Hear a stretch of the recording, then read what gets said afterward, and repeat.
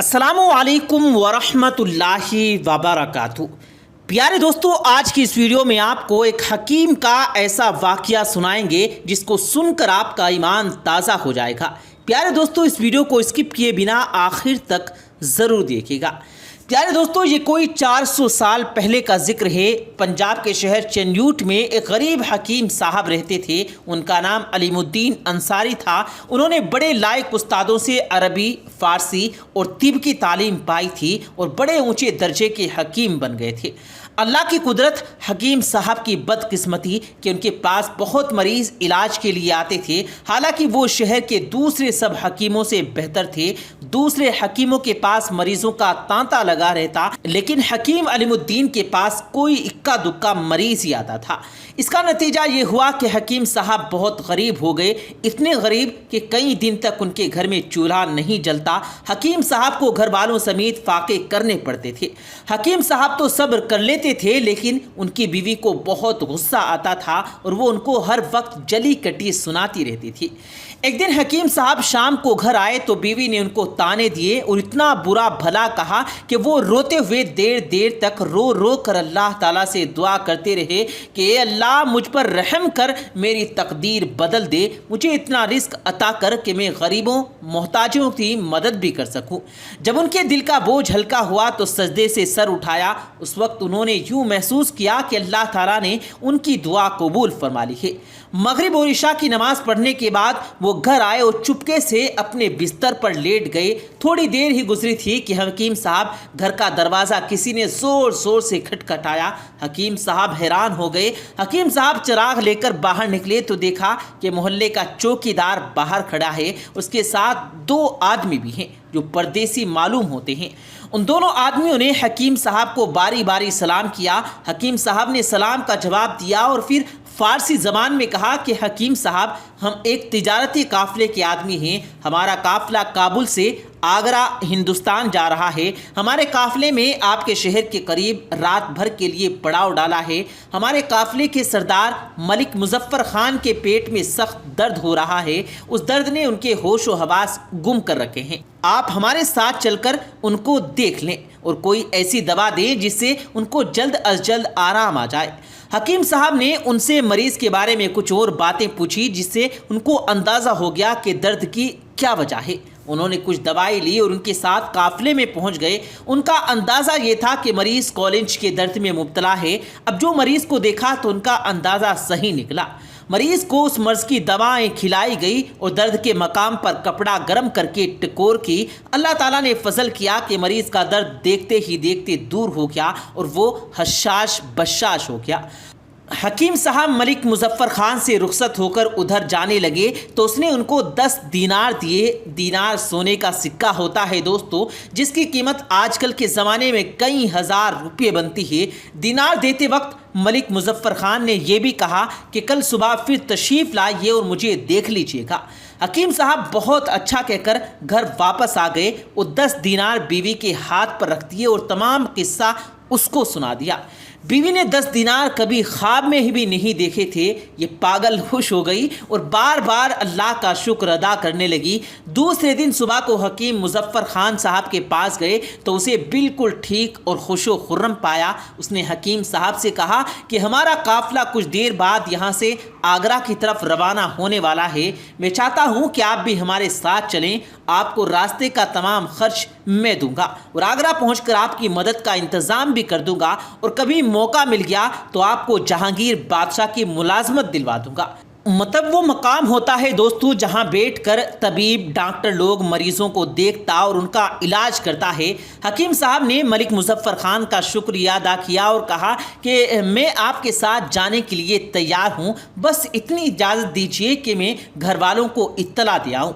मलिक मुजफ्फर खान ने कहा कि ठीक है, आप ये 20 दीनार लें और अपनी बीवी बच्चों को देकर मेरे पास वापस आ जाएं।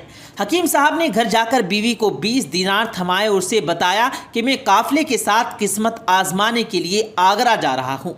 वापस मलिक मुजफ्फर खान के पास आ गए और काफ़िले में शामिल हो गए।